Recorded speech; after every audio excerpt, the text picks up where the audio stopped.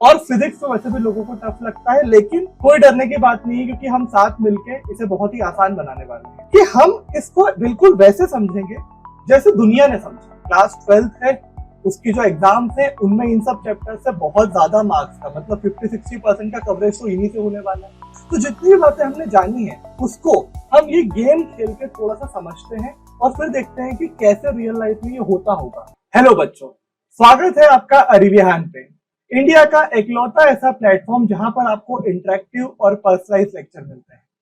Interactive lecture यानी कि यहाँ पर आपको सिर्फ रिकॉर्डेड लेक्चर से पढ़ाया ही नहीं जाता है, बल्कि पढ़ाने के बाद हर कंसेप्ट के बाद आपसे सवाल पूछे जाते हैं और आपके वॉइस इनपुट लेने के बाद आपके जवाब के अकॉर्डिंग डिसाइड होता है कि लेक्चर आगे बढ़ेगा या आपको उस टॉपिक में और डिटेल में पढ़ाना है। और पर्सनलाइज इसलिए क्योंकि यहाँ पर आप कितने भी डाउट पूछ सकते हैं और आपके डाउट्स के अकॉर्डिंग आपको पर्सनल अटेंशन मिलता है और उनके सॉल्यूशंस आपको मिलते हैं।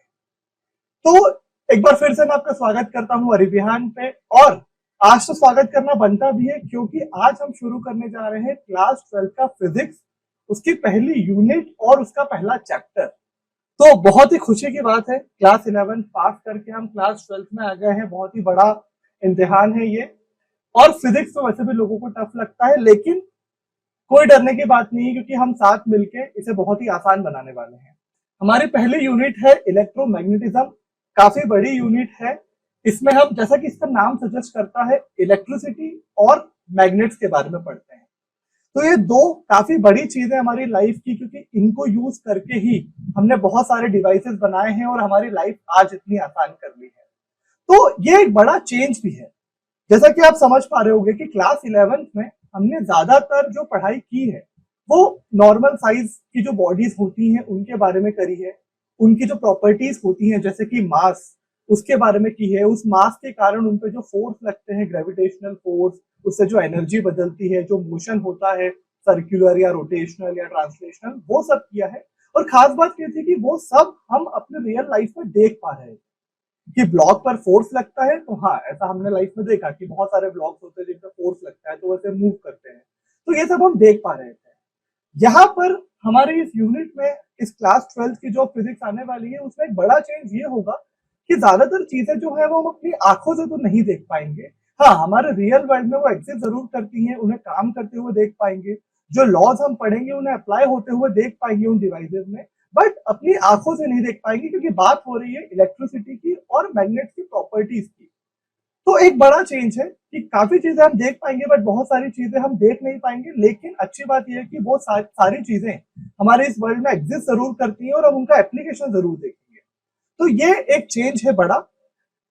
अब ये जो यूनिट है इलेक्ट्रोमैग्नेटिज्म, जैसा कि मैंने बताया काफी बड़ी यूनिट है, बट कोई डरने वाली बात नहीं है, साल भर है हमारे पास इसे पढ़ने के लिए और हम एक एक करके इन्हें बड़ी आसानी से निपटाएंगे। तो इसमें जो पहला पार्ट आता है वो आता है इलेक्ट्रोस्टैटिक्स का। जैसा कि उसका नाम सजेस्ट करता है कि यहाँ पर हम उनकी बात करेंगे जहां पर जो हमारा चार्ज है, अब वो क्या है वो हम जानेंगे, बट जिन्हें पता है उनके लिए बता दूं कि जो चार्ज है वो रुका हुआ रहेगा। बस इतना सुन लीजिए, इतना जान लीजिए, टेंशन लेने की बात नहीं, अभी हम चार्ज को अच्छे से समझेंगे। बट फिर भी यहाँ पर रुका रहेगा और आगे के पार्ट में वो चलेगा, क्योंकि जब चलता है तो वो काफी अलग बिहेव करता है, जब रुका रहता है तो काफी अलग बिहेव करता है। तो हमने उनके लिए अलग अलग चैप्टर बना लिए ताकि आसान रहे, कंफ्यूजन ना हो। ठीक है, तो अभी हम शुरू करने जा रहे हैं इलेक्ट्रोस्टैटिक्स का पहला चैप्टर, जो कि है इलेक्ट्रिक चार्जेस एंड फील्ड्स। ठीक है, तो अब यहां से थोड़ी पढ़ाई शुरू करते हैं। मैंने आपको अच्छा इंट्रोडक्शन दे दिया। क्लास 11 की फिजिक्स अलग थी, क्लास 12 की फिजिक्स थोड़ी अलग है। यहाँ पर इलेक्ट्रिसिटी और मैग्नेट्स आ गए। अब उन्हें पढ़ना है, उन्हें समझना है, क्योंकि वो भी बहुत इंपॉर्टेंट पार्ट है हमारे फिजिकल वर्ल्ड का। उनकी मदद से हमने इतने अच्छे अच्छे डिवाइसेस बनाए हैं, और हम जब आगे जाके इंजीनियरिंग करेंगे तो हमें ये सब आना चाहिए ताकि हम भी कुछ अच्छे अच्छे डिवाइसेस इंजीनियर कर पाए और इस दुनिया को और बेटर बना पाए। ठीक है, तो काफी इंपॉर्टेंट है ये। अगर आप लॉन्ग टर्म विजन नहीं देखना चाहते तो शॉर्ट टर्म देख लो। क्लास 12 है, उसकी जो एग्जाम्स है उनमें इन सब चैप्टर से बहुत ज्यादा मार्क्स का मतलब 50-60% का कवरेज तो इन्हीं से होने वाला है। तो एग्जाम पास करनी है तो भी ध्यान से सुनना है, आगे जाके इंजीनियर बन के दुनिया को कुछ अच्छा बनाना है तो भी सुनना है। ठीक है, अच्छी बात यह है कि हम इसको बिल्कुल वैसे समझेंगे जैसे दुनिया ने समझा। ठीक है, अब जैसे इलेक्ट्रिक चार्ज आज हमको पता है, आपने इधर उधर से सुन लिया होगा, बड़ी बड़ी बुक्स लिख गई, वो ठीक है। बट दुनिया ने भी तो इसे डिस्कवर किया ही ना। एक एक करके पहले उन्हें कुछ इवेंट मिला होगा कि यार ये ऐसा अजीब सा क्यों हो रहा है, फिर उन्होंने थोड़ा और जाना होगा कि इसका रीजन क्या है, फिर उन्हें चार्ज मिला होगा, फिर धीरे धीरे करके इलेक्ट्रिसिटी बनी होगी, और फाइनली आज हम इस दुनिया में हैं जहां पर हम इन सबका यूज कर रहे हैं। तो हम भी बिल्कुल वैसे ही समझेंगे जैसे इस दुनिया ने समझा। जैसे उन्हें उस वक्त नहीं पता था कि ये सब क्या है, वैसे हमें आज नहीं पता है। हम 11th के बाद फाइनली 12th में आए हैं, हमें यार ये जो मैकेनिक्स है उसका तो पूरा नॉलेज है, लेकिन अभी चार्ज वार्ज कुछ नहीं पता, इलेक्ट्रिसिटी कुछ नहीं पता। बेसिक से शुरू करते हैं ताकि किसी को भी कोई परेशानी ना हो। ठीक है, तो चलिए शुरू करते हैं इस कहानी को थोड़ा बहुत जानना, कैसे इस दुनिया ने डिस्कवर करा, समझा कि क्या होता है। वैसे ही हम भी समझने की कोशिश करते हैं कि ये सब क्या होता है, कैसे काम करता है, चार्ज, इलेक्ट्रिसिटी और ये सब। ठीक है, चलिए। तो कहानी की शुरुआत होती है 600 बीसी से। बहुत पुरानी बात है। 600 बीसी में बहुत सारी चीजें डिस्कवर हो गई होंगी, ठीक है। लेकिन एक जो फिलोसोफर होते हैं जिनका नाम है Thales of Miletus. Thales of Miletus एक ग्रीक फिलोसोफर है। ये थोड़ा एक्सपेरिमेंट कर रहे होते हैं और इन्हें पता चलता है कि एम्बर एम्बर एम्बर का मतलब होता है जो पेड़ से एक तरह की गोंद निकलती है जो कि थोड़ा चमकीली होती है, उसे एम्बर कहा जाता था उस वक्त ग्रीस में। तो एम्बर जो है, जब उसे वूल से थोड़ा सा रब किया जाए, वुलन कपड़े से जब उसे रब किया जाए, और तो वो डर्ट को, यानी कि धूल को, मिट्टी को या फिर पेपर के पीसेस को अट्रैक्ट करता है अपनी तरफ। अब ये बहुत ही चौंकाने वाली बात है, क्योंकि हमें ठीक है थोड़ा ग्रेविटी का अंदाजा था कि मास के कारण हम नीचे की तरफ खींचते हैं, कुछ उछालो तो वो नीचे आता है, ये एक फोर्स है जिसकी हमें समझ थी।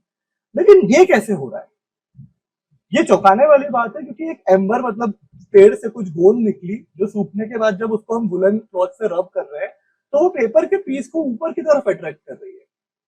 मतलब कोई तो फोर्स है जो ग्रेविटेशनल फोर्स से अलग है। ठीक है, तो ये एक चौंकाने वाली बात थी दुनिया के लिए। इन्होंने लिखा, इसके बारे में बताया, लेकिन कोई बहुत ज्यादा कारण नहीं ढूंढ पाया, तो बात नजरअंदाज हो गई। और नजरअंदाज हुई भी तो ऐसी हुई कि 2000 साल तक इस बारे में कोई बात नहीं हुई। और सीधे 16th सेंचुरी में विलियम गिलबर्ट नाम के साइंटिस्ट ने थोड़ा सा इसके बारे में और रिसर्च करके और बातें पता करी, और उन्होंने जाना कि ये कोई सिर्फ एम्बर का कमाल नहीं है, ऐसे बहुत सारे सब्सटेंस हैं कुछ जिनको हम जब रब करते हैं तो वो ऐसे पेपर के पीस को, डर्ट को अट्रैक्ट करने लगते हैं। तो इन्होंने ऐसे बहुत सारे सब्सटेंस ढूंढ निकाले जिनको जब रब किया जाए वुलन क्लॉथ से तो वो पेपर के पीसेस को अट्रैक्ट करते हैं। जो विलियम गिलबर्ट थे, बस कहानी के लिए आपको बताना चाहता हूँ कि ये क्वीन एलिजाबेथ के पर्सनल, मतलब इनके जो फिजिसिस्ट थे उसमें आते थे, उनके जो दरबार के। तो ये एक फोटो भी है, काफी बुक्स में दी गई है, जहां पर विलियम गिलबर्ट ऐसा थोड़ा जादू करके, थोड़ा एक्सपेरिमेंट करके क्वीन एलिजाबेथ को बता रहे हैं कि मैंने किसी सब्सटेंस को रब करा तो कैसे वो देखो पेपर के पीस को अट्रैक्ट कर रहा है अपनी तरफ। तो ये इन्होंने काफी अच्छी चीज निकाली, लोगों ने और रिसर्च करना चालू करा कि यार सही बात है, बहुत सारे ऐसे सब्सटेंस है तो कुछ तो है इस एक फोर्स जो कि यहाँ पर अट्रैक्ट करता है, और ग्रेविटेशनल फोर्स के अलावा भी कुछ है। तो फिर थोड़ी और रिसर्च के बाद सर थॉमस ब्राउन ने रिसर्च करा कि ये जो है ऐसे बहुत सारे सब्सटेंस हैं, बिल्कुल हैं, और इसको हम नाम देते हैं इलेक्ट्रिसिटी। तो इन्होंने क्या करा, सेम जो विलियम गिलबर्ट कर रहे थे उसी तरीके से इन्होंने भी अपना एक्सपेरिमेंट करे, बट इन्होंने चीजों को थोड़ा सा टर्म दे दिया, और अच्छे से एक्सपेरिमेंट करके इन्होंने टर्म दिया, और इन्होंने बोला कि ये एक एनर्जी है। ठीक है, अभी हमें ज्यादा इसके बारे में नहीं पता है, बट इन्होंने कहा कि ये एक एनर्जी है जिसके कारण मैटर को जब रब किया जाए या कुछ और तरीकों से इसमें हम ये एनर्जी डाल सकते हैं या इस एनर्जी के लायक बना सकते हैं। ठीक है, उन्होंने कहा कि the energy due to which matter gets property of attracting the thing is known as electricity. उन्होंने बोला कि एक कोई सी एनर्जी है जो हम जब रब करते हैं तो वो सब्सटेंस में आ जाती है, जिसे हम इलेक्ट्रिसिटी बोलते हैं। अच्छा, हमने एक चीज जो ध्यान नहीं दी वो ये कि इन्होंने जो इलेक्ट्रिसिटी जो टर्म है, ये टर्म इन्होंने जो बनाई है ये इलेक्ट्रॉन एक टर्म से बनाई है, जिसका मतलब एम्बर ही होता है। तो क्योंकि एक एम्बर जो कि एक पेड़ की गोंद है, वहां से इस सब की शुरुआत हुई थी, तो थॉमस ब्राउन ने इसका जो नाम रखा इलेक्ट्रिसिटी वो वहीं से डिराइव करके रखा।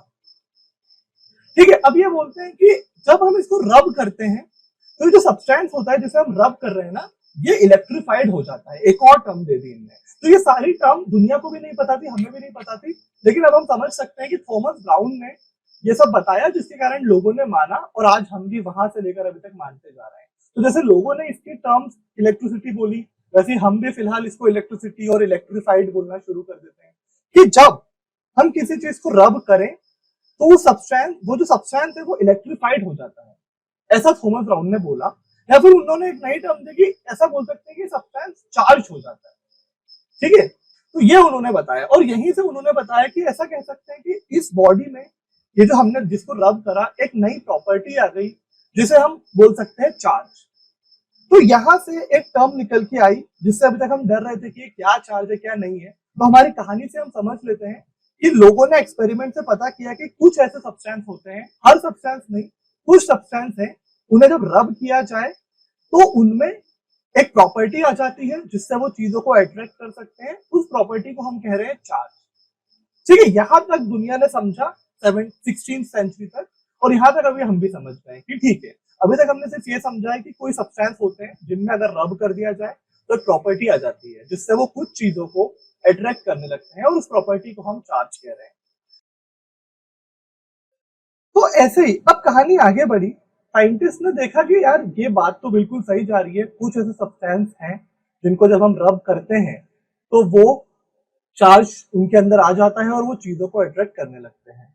ठीक है, तो उन्होंने ऐसे और एक्सपेरिमेंट करने शुरू करे कि कौन से ऐसे सब्सटेंस है जो हो रहे हैं, कौन से नहीं हो रहे हैं, उनकी क्या प्रॉपर्टीज है। तो देखते हैं कि उन्होंने क्या क्या एक्सपेरिमेंट करा।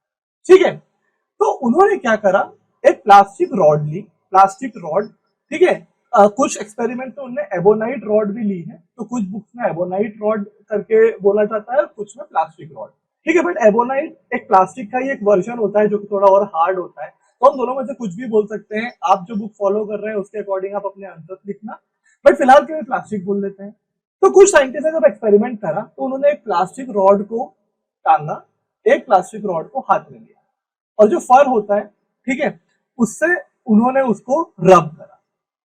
ठीक है, अब जब रब करा और इस प्लास्टिक रॉड को उसके पास लेके गए तो वो उसको रिपल करने लगे। यानी कि देखो, ये बहुत अजीब बात है कि आप नॉर्मल आपने प्लास्टिक रॉड टांगी हुई थी, आप उसको लेके जा रहे थे, कुछ नहीं हो रहा था, बट फिर आपने उसको फर से जब रब करा तो वो उससे दूर भागने लगी। मतलब यार कुछ लोग तो डर ही जाए इससे जब पहली बार कर रहे हो कि यार ये कौन सा फोर्स है, क्या हो रहा है, ये क्यों भाग रही है। ठीक है, बट उन्होंने बोला कि चलो और एक्सपेरिमेंट करते हैं, आगे बढ़ते हैं। उन्होंने इस बार क्या करा, उन्होंने अब जो रॉड ली वो उन्होंने ली ग्लास की। ठीक है, ग्लास की उन्होंने रॉड ली और उसको सिल्क के कपड़े से इस बार रब किया। जब उन्होंने रब किया और उसके पास उसको लेके गए तो वो भी रिपल करने लगी। ठीक है, पहले जब रब नहीं किया था तब लेके गए थे तो वो कुछ नहीं हो रहा था, बढ़िया पास जा रही थी, लेकिन जब रब कर दिया तो वो रिपल होने लगी। ठीक है, उन्होंने और एक्सपेरिमेंट करा अलग अलग चीजों से, अलग अलग कॉम्बिनेशन के साथ। तो अब जब ये रब करी हुई ग्लास रॉड को वो रब करी हुई प्लास्टिक रॉड के पास लेके गए तो वो दोनों एक दूसरे को अट्रैक्ट करने लगे। अभी तक रिपल हो रहा था, ये दोनों आपस में रिपल कर रही थी, लेकिन अब ये ग्लास रॉड और प्लास्टिक रॉड तो एक दूसरे को अट्रैक्ट करने लगी। तो ये बहुत ही अजीब फेनोमेना है जो कि उनको देखने को मिला। बट इससे उन्हें ये समझ में आया कि ये जो प्रॉपर्टी है, जब हम रब करते हैं तो जब चार्ज जो अंदर आ जाता है ये एक ही तरीके का नहीं है। ठीक है, जैसे मास की जब हमने बात की थी, ठीक है, क्लास 11th में, तो हमने देखा था कि मास के कारण जो फोर्स लगने लगता है, मास एक प्रॉपर्टी है हर सब्सटेंस की, तो इस प्रॉपर्टी के कारण जो फोर्स लगता है उसे हमने ग्रेविटेशनल फोर्स बोला। पर हमने एक्सपेरिमेंट कर करके और दुनिया में ये देखा कि ग्रेविटेशनल फोर्स तो सिर्फ अट्रैक्ट ही करता है। ठीक है, ऐसा नहीं होता है कि आप बुरे आदमी बन जाओगे तो अर्थ आपको रिपल करने लगेगी। ठीक है, होता है ऐसा तो बहुत अच्छी बात होती, लेकिन ऐसा नहीं होता है। कोई भी हो, अच्छा आदमी बुरा आदमी, कोई सी भी बॉडी हो, उसको ग्रेविटेशनल फोर्स हमेशा अट्रैक्ट ही करता है। ठीक है, लेकिन यहाँ पर ये जो भी फोर्स है अभी हम जानते नहीं है, लेकिन हम जब एक्सपेरिमेंट कर रहे हैं तो हमें पता चला कि अरे ये कभी तो अट्रैक्ट कर रहा है बट कभी रिपल कर रहा है। इसका मतलब कि कुछ तो बात है, लेकिन ये जो प्रॉपर्टी है, जो चार्ज जो रब करने पर आ रही है, ये प्रॉपर्टी दो तरीके की है, एक तरीके की नहीं है, दो तरीके का बिहेवियर शो कर रही है। ठीक है, कभी तो वो अट्रैक्ट कर रही है, कभी तो रिपल कर रही है। तो ये एक बहुत इंपॉर्टेंट बात हमें जानने को मिली इस एक्सपेरिमेंट में। ठीक है, तो अभी तक हमने जाना था कि the energy due to which matter gets property of attracting thing, या फिर अब हम बोल सकते हैं of repelling thing, is known as electricity. अभी तक हमने बोला कि इस एनर्जी को इलेक्ट्रिसिटी बोल देते हैं, और रब करने पर जो प्रॉपर्टी आ जा रही है, पहले तो नहीं थी, रब करने पर जो आ गई उसे चार्ज बोल देते हैं। तो अभी तक हमने इतना इतना अपना एक्सपेरिमेंट से जाना है। लेकिन अब हम थोड़ा सा इसको और मतलब सॉलिड करते हैं अपनी अंडरस्टैंडिंग को। तो हम कुछ फिक्स, अगर हम समझें कि हम इसको फिजिक्स के टर्म्स में अगर बताना चाहें, तो हम कह सकते हैं कि चार्ज जो है एक फिजिकल क्वांटिटी। ठीक है, अभी तक हमने ये समझा कि चार्ज एक फिजिकल क्वांटिटी है, जैसे कि मास था वैसे अब एक चार्ज भी है। मास बाय डिफॉल्ट होता है, ठीक है, कोई सी भी बॉडी हो उसमें मास तो रहेगा ही रहेगा। लेकिन चार्ज जो है वो ऐसे शायद नहीं होता है, लेकिन किसी किसी में जब रब करने पर आ जाता है। तो फिलहाल हमने यहां तक जाना कि चार्ज जो एक प्रॉपर्टी है वो एक फिजिकल क्वांटिटी है, ठीक है, लेकिन वो जरूरी नहीं कि हमेशा हो। अभी तक हमने जाना कि रब करने पर किसी किसी में आ जाती है, बट चार्ज को हम ये जरूर कह सकते हैं कि चार्ज एक फिजिकल क्वांटिटी। ठीक है, और हमने ये भी जाना कि ये जो फोर्स है, ये जो प्रॉपर्टी है, और इसके कारण जो फोर्स आ रहा है पिक्चर में अपनी, वो जो है वो अट्रैक्ट भी कर सकता है और रिपल भी कर सकता है। तो ये भी एक अच्छी बात हमने जानी कि जो चार्ज है, ये जो फिजिकल क्वांटिटी है, ये सिर्फ एक तरह की नहीं है, ये दो तरह की है। तो अब हम बोल सकते हैं कि दो बातें यहां से हमने कंफर्म करी अपने एक्सपेरिमेंट से कि चार्ज जो है, ठीक है, वो है फिजिकल क्वांटिटी। ठीक है, जैसे मास था, हर बॉडी हर ऑब्जेक्ट में मास होता है, वो उसकी फिजिकल क्वांटिटी होती है। एक टेम्परेचर होता है हर बॉडी का, वो उसकी फिजिकल क्वांटिटी होती है। वैसे चार्ज भी एक फिजिकल क्वांटिटी है जो हमेशा रहे जरूरी नहीं है। ठीक है, और दूसरी बात ये कि इसका बिहेवियर, इसके कारण जो फोर्स आ रहा है, ठीक है, वो फोर्स अट्रैक्ट भी कर सकता है और रिपल भी कर सकता है, जिससे हम ये कंक्लूड करते हैं कि यहां पर दो तरीके के चार्जेस होते हैं, टू काइंड ऑफ चार्जेस। ठीक है, तो अभी तक हम मास से कंपेयर करते हुए चल रहे हैं। मास तो सिर्फ एक तरीके का था, लेकिन चार्ज कितने तरीके के हैं? दो तरीके के। ठीक है, चलो आगे बढ़ते हैं, आगे और समझते हैं। ठीक है, तो ठीक है, अभी हमने जान लिया है, एक बार फिर से देख लेते हैं कि चार्जेस आर क्लासिफाइड एज। अब हम ये बोल सकते हैं कि अच्छा ये दो तरीके के हैं, ठीक है, तो एक को हम पॉजिटिव बोल देते हैं और एक को नेगेटिव बोल देते हैं। तो ये जो टर्म है ये बेंजामिन फ्रैंकलिन लेके आए। पहले लोग अलग अलग टर्म बोलते थे, कोई एक तरह के चार्ज को कुछ रेसिजुअल ऐसा कुछ बोल देता था, ठीक है, कोई अपना कुछ बोल देता था, दूसरे तरह के चार्ज को सब अपने अपने लेके जा रहे थे। पर बेंजामिन फ्रैंकलिन ने बोला कि एक तरीके को हम पॉजिटिव चार्ज बोल लेते हैं और दूसरे तरीके को नेगेटिव चार्ज बोल लेते हैं। और एक बात जो उनके एक्सपेरिमेंट से, जो उन्होंने सिल्क और प्लास्टिक वाला किया, उससे निकल के आई कि जो सेम तरीके की सब्सटेंस है उनमें जैसा वाला चार्ज होता है, मान लो तुम उसको पॉजिटिव बोल रहे हो, तो वो सेम सब्सटेंस एक दूसरे को रिपल करेंगे। ठीक है, तो क्योंकि हमने देखा कि प्लास्टिक प्लास्टिक रिपल कर रहा था, सिल्क और ग्लास ग्लास रिपल कर रहा था। ठीक है, लेकिन जब प्लास्टिक और ग्लास को जोड़ा तो वो अट्रैक्ट कर रहा था। तो इससे हमने जाना कि जो लाइक चार्जेस हैं, अब आप तुमको पॉजिटिव बोलो चाहे नेगेटिव बोलो, बस बदलना मत। तो लाइक चार्जेस जो है वो रिपल करते हैं और अपोजिट चार्जेस जो है वो अट्रैक्ट करते हैं। तो ये एक बहुत इंपॉर्टेंट बात हमें जानने को मिली कि दो तरीके के होते हैं चार्ज, और जो लाइक होते हैं मतलब जो एक जैसे रहेंगे पॉजिटिव पॉजिटिव, वो एक दूसरे को रिपल करेंगे, और जो अपोजिट होंगे वो एक दूसरे को अट्रैक्ट करेंगे। यहां तक हमने अपने एक्सपेरिमेंट से समझा। ठीक है, तो अब यार ये बहुत ही ज्यादा प्रॉब्लमेटिक बात है। साइंटिस्ट बहुत क्यूरियस होते हैं और उनके लिए ये बहुत ज्यादा मिस्ट्री है कि वो रिजॉल्व ही नहीं कर पा रहे कि क्या हो रहा है। किसी सब्सटेंस को रब करा तो उसमें आ रहा है चार्ज, ठीक है, वो एक अलग ही फोर्स दिखा रहा है, और किसी सब्सटेंस को जब करा तो उसमें नहीं हो रहा है कुछ। अब उसमें ही पता चला कि यार वो जब दो ग्लास को रब करा, कुछ सब्सटेंस को सेम को रब करा तो वो रिपल कर रहे थे, ठीक है, लेकिन जब एक दूसरे के पास लेके गया तो अट्रैक्ट कर रहे थे, तो बहुत कुछ हो गया। तो अब उनने उनने सोचा कि यार ये जो प्रॉपर्टी होती है ना किसी भी सब्सटेंस की, वो उसके साइज या अलग अलग कॉम्बिनेशन के साथ चेंज होती है। जैसे कि हम केमिस्ट्री में देखते ही हैं कि एक केमिकल पूरा अलग है, एक केमिकल पूरा अलग है, बट जब दोनों को मिलाया तो एक अलग ही कुछ प्रॉपर्टी बन गई। है ना। सोडियम अकेले में अलग है, क्लोरीन अकेले में अलग है, बट साथ में मिलाया NaCl तो नमक बन गया, फायदेमंद चीज है।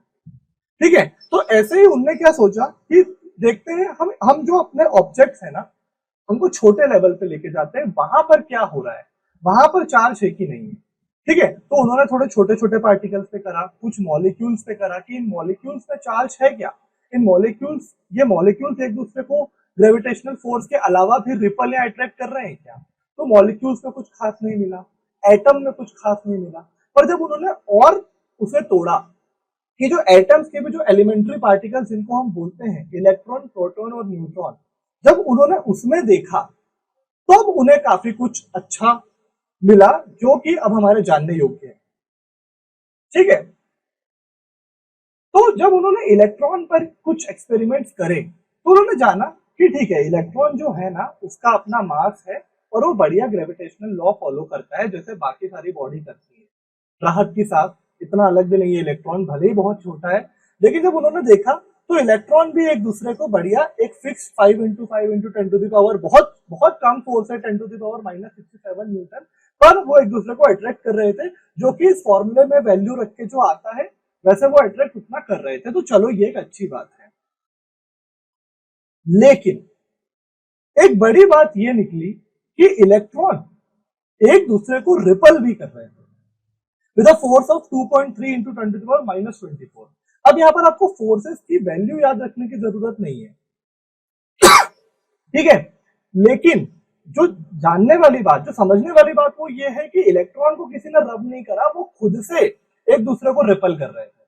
तो यहां पर हमने तोड़ निकाल लिया। इतनी देर से हम कंफ्यूज हो रहे थे कि यार क्या है जो कुछ सब्सटेंस एक दूसरे को अट्रैक्ट करते हैं, कुछ रिपल करते हैं, कभी करते हैं रब करने पर, कभी नहीं करते हैं। तो अब यहाँ पर एक बहुत अच्छी पहेली सुलझी कि जो इलेक्ट्रॉन है वो एक दूसरे को रिपल करते हैं हमेशा, बिना रब करो चाहे नहीं करो, इलेक्ट्रॉन को क्या ही रब करोगे, बट किसी भी सिचुएशन में इलेक्ट्रॉन जो है वो एक दूसरे को रिपल कर रहे हैं, जो कि ग्रेविटेशनल फोर्स से अलग है। ग्रेविटेशनल फोर्स तो है अट्रैक्शन का, पर उससे भी बहुत बड़ा फोर्स है रिपल्शन का। अभी तुमको ऐसे देखने में लगेगा कि 10⁻⁻24 तो छोटा फोर्स है, जो कि सही बात है, बट जो ग्रेविटेशनल फोर्स है इलेक्ट्रॉन में 10⁻⁻67 की पावर का, उससे तो बहुत बड़ा फोर्स है ना ये। तो यहां से समझ में आया कि ये जो फोर्स है ना, ये छोटे एलिमेंट्री पार्टिकल्स में ज्यादा बड़ा रोल प्ले करता है, और इलेक्ट्रॉन में तो वो है ही बेसिक प्रॉपर्टी, मतलब इलेक्ट्रॉन में खुद से है, उसको ना चार्ज करने की जरूरत है, उसमें हमेशा ये प्रॉपर्टी है। जो चार्ज की हम बात कर रहे थे इतनी देर से, किसी सब्सटेंस में था किसी में नहीं था, वो हमने क्रैक कर लिया कि इलेक्ट्रॉन में तो हमेशा है ही है। Electron ripple each other with a force. ठीक है, तो इससे हमें समझ में आया कि along with mass electron has another physical quantity that is charge. तो जब हमने एलिमेंट्री पार्टिकल्स में जाना तो हमें फाइनली चार्ज के बारे में पता चल गया कि ये कोई बहुत ऐसा जादू नहीं है, ये जो भी चीजें हो रही थी वो थोड़ी क्लियर हो रही है अब हमें, ये इलेक्ट्रॉन के कारण हो रही थी, क्योंकि इलेक्ट्रॉन में ये एक बेसिक प्रॉपर्टी है। अब आप बोलोगे यार कि ये कहाँ से आई, कैसे आई, तो इसका आंसर नहीं हम नहीं दे सकते, इसीलिए हम इसको फंडामेंटल प्रॉपर्टी बोलते हैं कि यार ये तो है ही, जिस भी कारण से दुनिया बनी, जैसा भी एटमॉस्फेयर था, जो भी है, ये तो है ही, इसे हमें मानना पड़ेगा।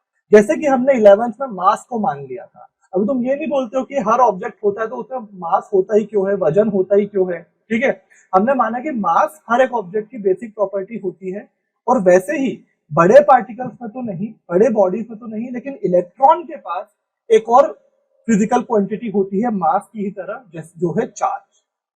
तो अब इसके कारण खेल बदलता है, क्योंकि एक और नई फिजिकल क्वांटिटी पता चलती है, तो इसके कारण एक नया फोर्स पता चलता है, और फोर्स पता चलता है तो फोर्स को यूज करके बहुत सारी चीजें बनाई जा सकती है और बिगाड़ी जा सकती है।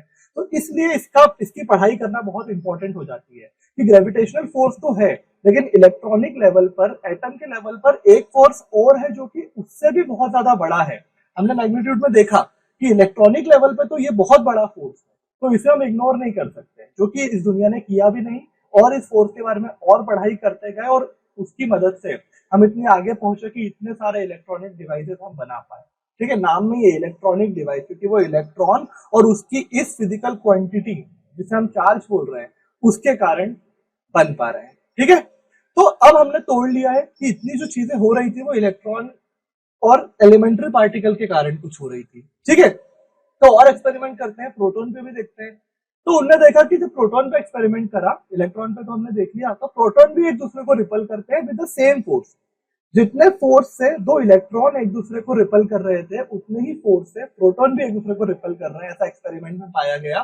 ठीक है, तो हम कह सकते हैं कि प्रोटॉन के पास भी चार्ज है, और वो जो चार्ज है, वो जो फिजिकल क्वांटिटी है, वो उसके पास अगर मैग्नीट्यूड की बात की जाए तो उतनी ही है जितनी इलेक्ट्रॉन के पास है। ठीक है, मास अलग अलग है, मास इलेक्ट्रॉन का बहुत कम होता है प्रोटॉन के कंपैरिजन में। ठीक है, लेकिन चार्ज जो एक दूसरी फिजिकल क्वांटिटी है, वो दोनों में बराबर है। अभी तक हमने एक्सपेरिमेंट से इतना जाना, उन्होंने प्रोटॉन रखे होंगे सेम डिस्टेंस पर जितने डिस्टेंस पर इलेक्ट्रॉन रखे थे, तो वो उतने ही फोर्स से रिपल कर रहे थे। तो हम बोल सकते हैं कि क्योंकि वो फोर्स लगी उस प्रॉपर्टी के कारण रहा है जिसे हम चार्ज बोल रहे हैं, तो वो फोर्स बराबर है, तो वो प्रॉपर्टी भी उनमें बराबर होगी।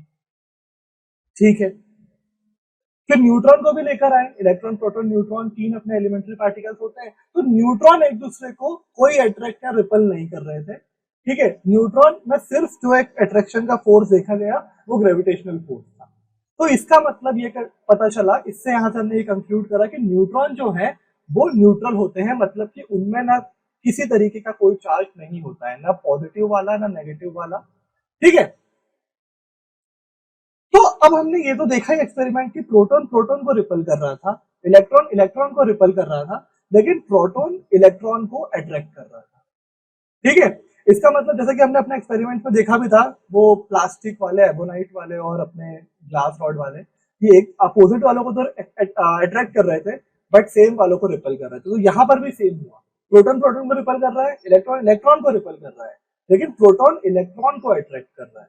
ठीक है, इसका मतलब कि इन दोनों में जो हमने हमने ये बात कंक्लूड करी थी कि चार्ज जो है वो दो तरीके का होता है। ठीक है, और वहां पर यही हमने एलिमेंट्री पार्टिकल में भी देखा कि चार्ज दो तरीके का है। हम बोल सकते हैं एक प्रोटॉन वाला कोई अलग है और इलेक्ट्रॉन वाला अलग है। वो same like charges attract ripple each other, वो हमने जाना था। और हमने फिर इधर देखा कि प्रोटॉन प्रोटॉन यानी लाइक चार्जेस, मतलब एक जैसे चार्जेस जो प्रोटॉन प्रोटॉन के पास है वो रिपल कर रहे हैं, इलेक्ट्रॉन इलेक्ट्रॉन के पास जो एक जैसा चार्ज है वो रिपल कर रहा है, लेकिन अलाइक चार्जेस जो वो एक दूसरे को अट्रैक्ट करते हैं। तो प्रोटॉन इलेक्ट्रॉन को अट्रैक्ट कर रहा है। ठीक है, तो अब हम क्या करेंगे, दो तरह के चार्जेस हैं तो कुछ नाम तो देने ही पड़ेंगे। तो दुनिया ने ऐसा माना कि चार्ज ऑन इलेक्ट्रॉन जो है उसे हम नेगेटिव चार्ज बोलते हैं, और प्रोटॉन पे जो चार्ज है उसे हम पॉजिटिव चार्ज बोलते हैं।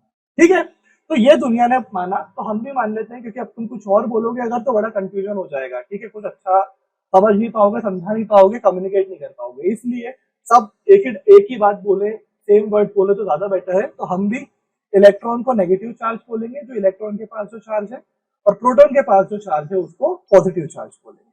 ठीक है, तो मतलब देखो कहानी कहां से कहां आ गई। हमने देखा था कि कुछ एक एम्बर होता है जो अट्रैक्ट कर रहा है, ठीक है, लेकिन अब हमने कुछ सब्सटेंस देखे जो कर रहे थे अट्रैक्ट, कुछ नहीं कर रहे थे, हमको चैन नहीं मिला। हमने सारे साइजेस में एक्सपेरिमेंट करे, जब छोटे वाले पार्टिकल्स पे एक्सपेरिमेंट करे तो इतनी सारी चीजें निकल के आई कि वही कारण है।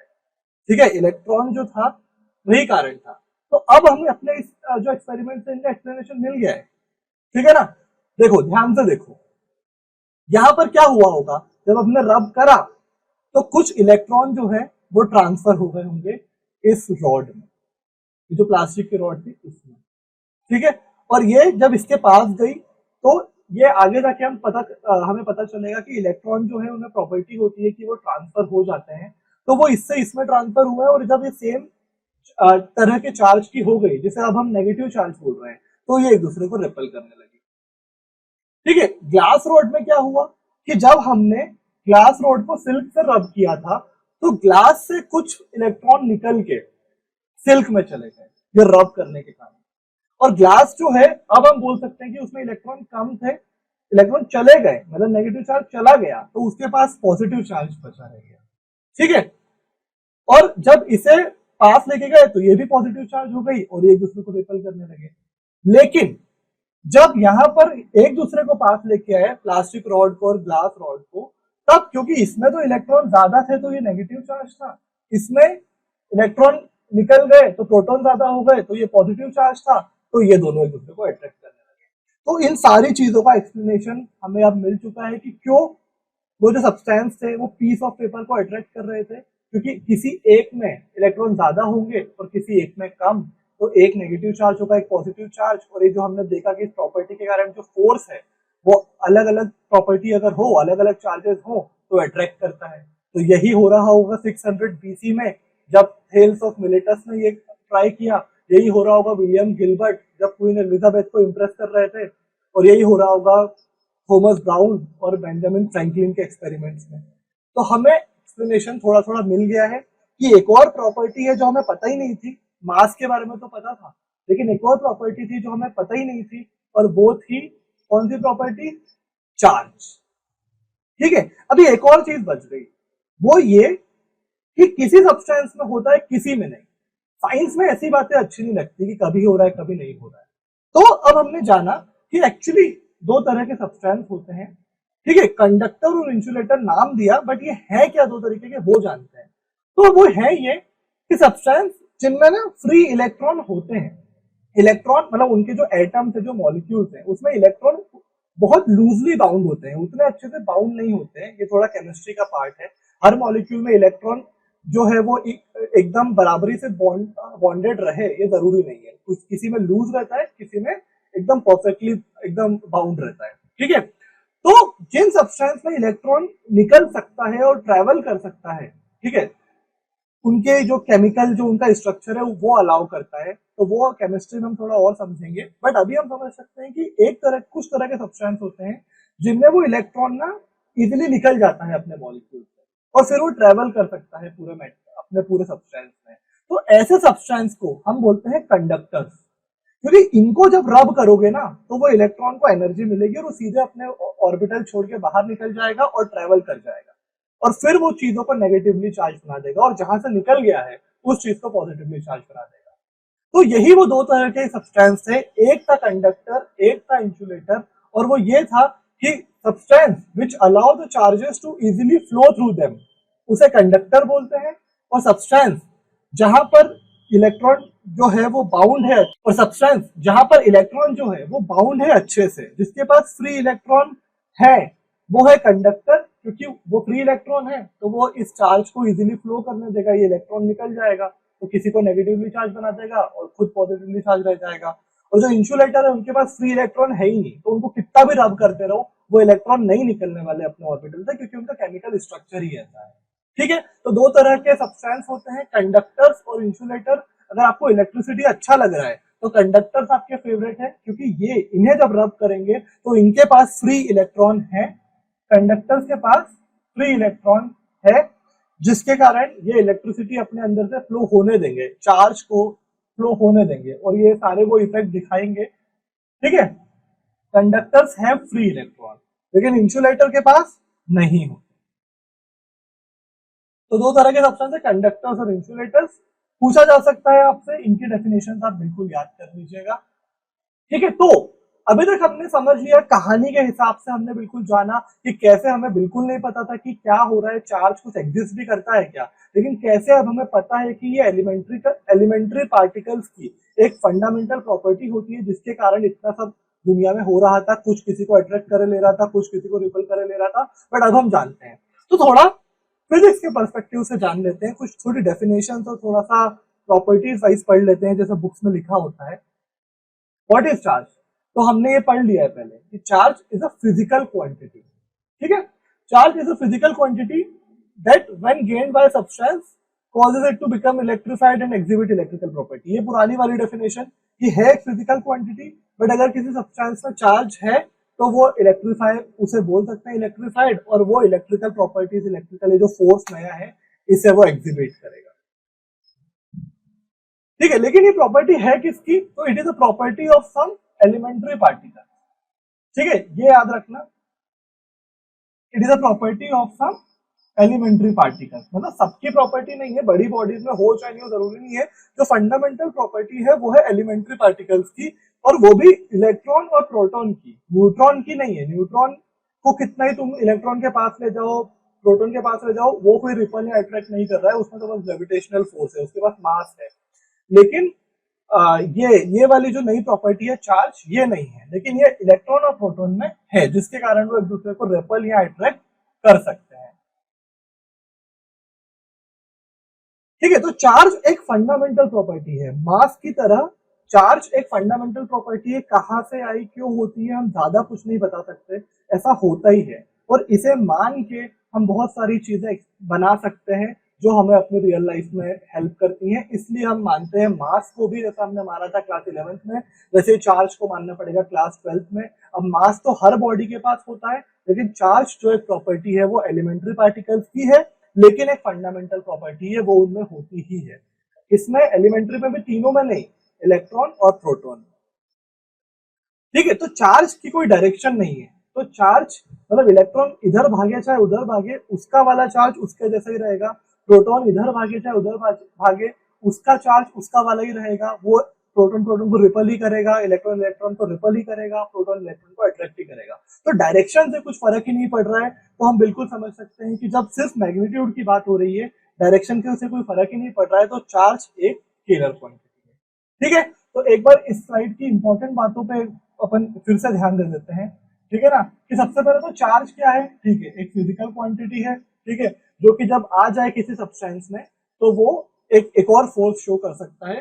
ठीक है, उसके बाद ये किसकी प्रॉपर्टी है, एलिमेंट्री पार्टिकल्स की प्रॉपर्टी है। ठीक है, एक फंडामेंटल प्रॉपर्टी है और एक स्केलर क्वांटिटी। ठीक है, फिजिकल क्वांटिटी कैसी है, वेक्टर है कि स्केलर है, स्केलर है। ठीक है, अब हमने ये माइक्रो लेक्चर पढ़ लिया है, एक्सपेरिमेंट भी करा, कहानी सुनी पूरी, चार्ज को जाना, तो जितनी भी बातें हमने जानी है उसको हम ये गेम खेल के थोड़ा सा समझते हैं और फिर देखते हैं कि कैसे रियल लाइफ में ये होता होगा। ठीक है, तो ये गेम हमें अपने सारे रूल्स को जो हमने नए जाने कि प्रोटॉन इलेक्ट्रॉन अट्रैक्ट करेगा, प्रोटॉन प्रोटॉन रिपल करेगा, घिसने पर आ जाता है, ट्रांसफर हो जाता है इलेक्ट्रॉन, तो जहां आ जाता है वो नेगेटिवली चार्ज हो जाता है, जहां रह जाता है वो पॉजिटिवली चार्ज। तो जो भी नए नए रूल है वो हम इस गेम के थ्रू भी समझ लेते हैं ताकि अपने दिमाग में और अच्छे से बैठ जाए। तो बच्चों, इस लेक्चर में हमने जान लिया चार्जेस के बारे में कि वो एक प्रॉपर्टी है फंडामेंटल पार्टिकल्स की।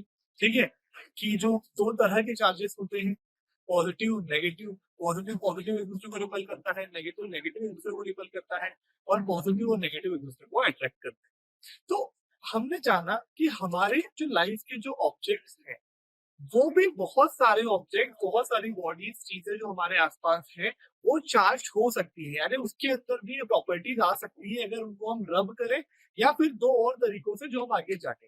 ठीक है, तो रब करके आप कुछ बॉडीज को चार्ज कर सकते हैं, यानी कि वो भी एक दूसरे को अट्रैक्ट करने लगेगी।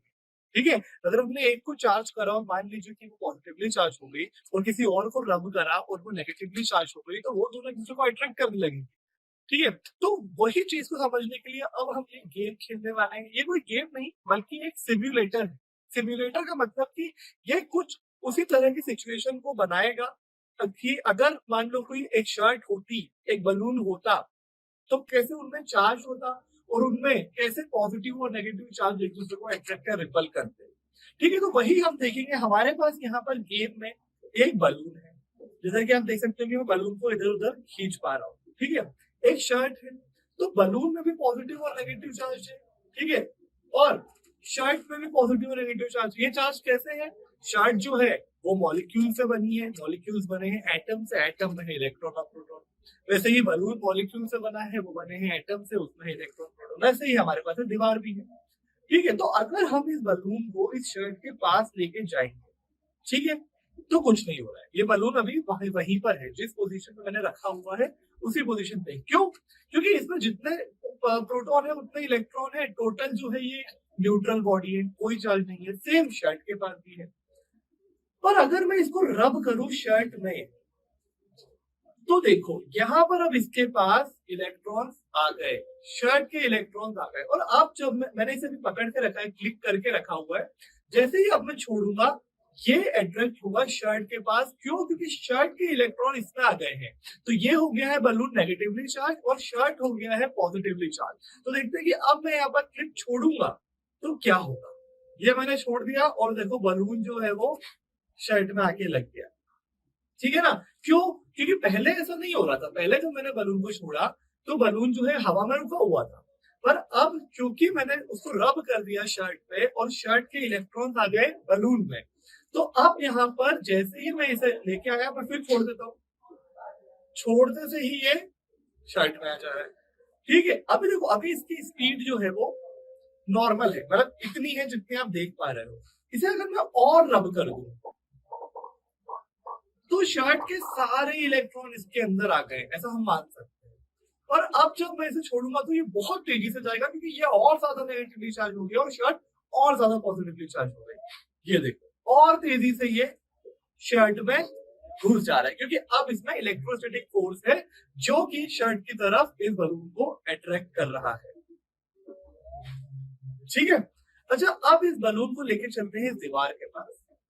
तो देखो जैसे ही मैं दीवार के पास इसे लेकर आया तो दीवार के जो नेगेटिव चार्ज थे, दीवार के जो इलेक्ट्रॉन्स हैं वो दूर की तरफ शिफ्ट हो गए, क्योंकि ये इतना नेगेटिवली चार्ज है कि दीवार के इलेक्ट्रॉन्स को रिपल कर रहा है और वो इलेक्ट्रॉन्स शिफ्ट हो जा रहे हैं पीछे की तरफ, और दीवार भी उस एरिया में पॉजिटिवली चार्ज हो जा रही है। ठीक है ना, देखो जैसे जैसे बलून को ऊपर पीछे मूव कर रहा हूँ इलेक्ट्रॉन रिपल हुए जा रहे हैं, है ना, क्योंकि ये बलून नेगेटिवली चार्ज है। अगर मैं फिर से इसे बीच हवा में ला दूं तो फिर से शर्ट की तरफ चला गया। ठीक है, एक बार हम रीसेट कर लेते हैं, एक और बलून ले आते हैं। अब देखो ये बलून न्यूट्रल है, अभी जितने इसके बाद पॉजिटिव चार्ज उतने ही नेगेटिव चार्ज, तो इसमें कुछ नहीं हो रहा है। ठीक है, जहां मैं छोड़ दे रहा हूं वहां रुक जा रहा है, यहां छोड़ दिया यहां रुक गया, यहां छोड़ दिया यहां रुक गया। लेकिन जैसे ही मैं इसके पास इसको भी रब कर दूंगा तो बचे हुए कुछ चार्ज इसमें आ गए और अब ये भी धीरे धीरे मूव करने लगा, लेकिन ये दीवार की तरफ जा रहा है, दीवार की तरफ जा रहा है क्योंकि इसके अंदर आ गया है नेगेटिव चार्ज, और ये बलून जो है येलो वाला वो इतना ज्यादा नेगेटिवली चार्ज है कि वो इसको भी इस तरफ शिफ्ट कर दे रहा है। ठीक है, अब अगर मैं येलो वाले बलून को इधर ले आऊं तो अब ये शर्ट की तरफ जा रहा है, क्यों, क्योंकि अब शर्ट पॉजिटिव चार्ज है और ये नेगेटिव चार्ज है। तो दोस्तों ये था हमारा एक सिमुलेटर, एक गेम जिसे खेलकर हम और अच्छे से देख पाए अपनी आंखों से कि कैसे रियल लाइफ में अगर कुछ चीजों को चार्ज कर दिया जाए तो वो एक दूसरे से ऐसे अट्रैक्ट और रिपल होने लगती है और हम इलेक्ट्रोस्टैटिक फोर्स को अपनी आंखों से देख पाते हैं।